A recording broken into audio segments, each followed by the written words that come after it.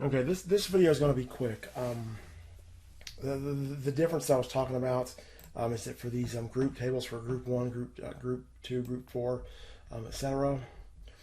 We use for these people, instead of using their timestamp to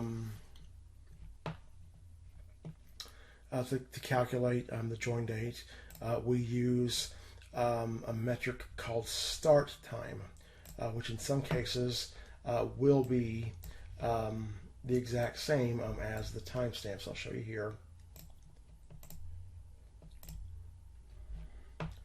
Okay, now what happens is these users, I get the members list is the first thing that I do.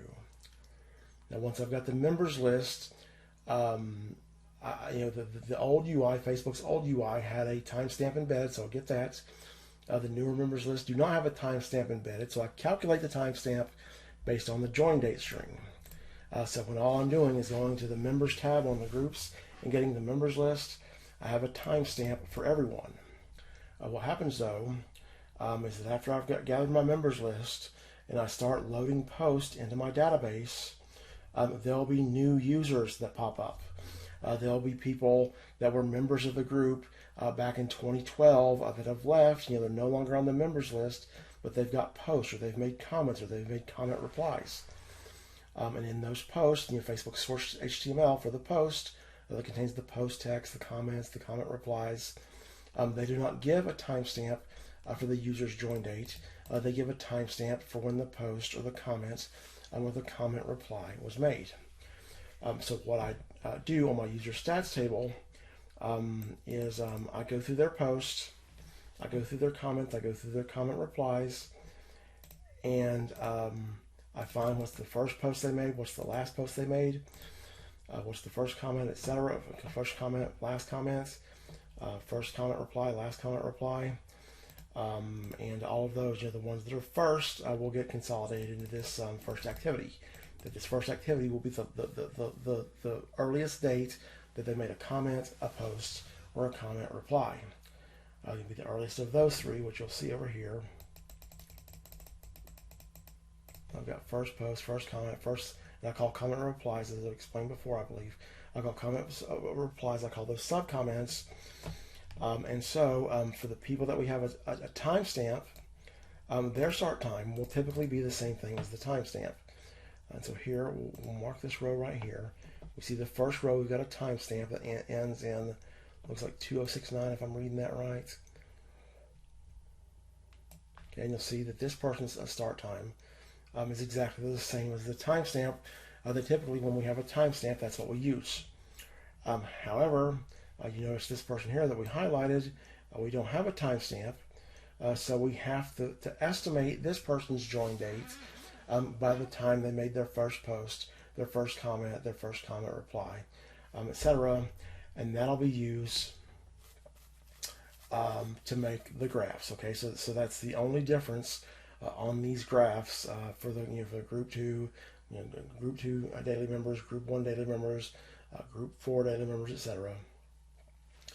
Is that for some portion of these people, we have to estimate their join dates based on their first interaction in the group, and for those for those people, or for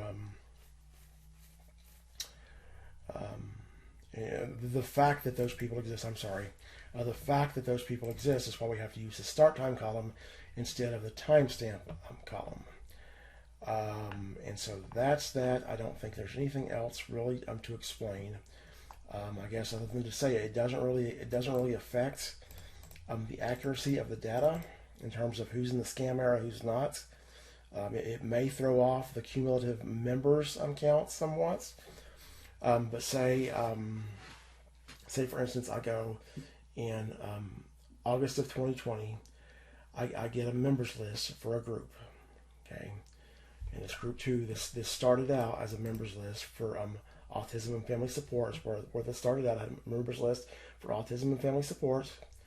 And then they got when I migrated my tables, over to the group tables and started calling them Group 2, Group 4, etc. instead of the actual name. That Autism and Family Support. Those users got migrated over here. But that's when I got. So that's when I got my original list. Is August of 2020. August of 2020. Well, anyone who was a member of the group up until August of 2020 would be on that list unless they had left. Now, say that I have a new person come up that's not on the list that made a post in April of 2012. Okay, well, will I know that that person joined before the scam era? Because obviously, if they weren't a member before April of 2012, they could have made a post in April of 2012. Now, say the other scenario, say that I have somebody that pops up all of a sudden that in December of 2021. Okay, they're not on my list that I obtained on August 2020, and then all of a sudden they're popping up. They're making a post in we'll say December of 2020.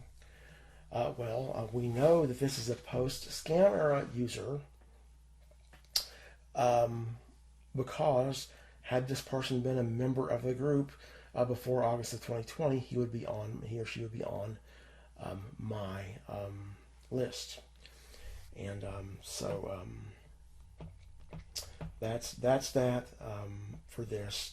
And in the next video, I want to show you some of the things I'm doing to get these members lists to have more than 10,000 users.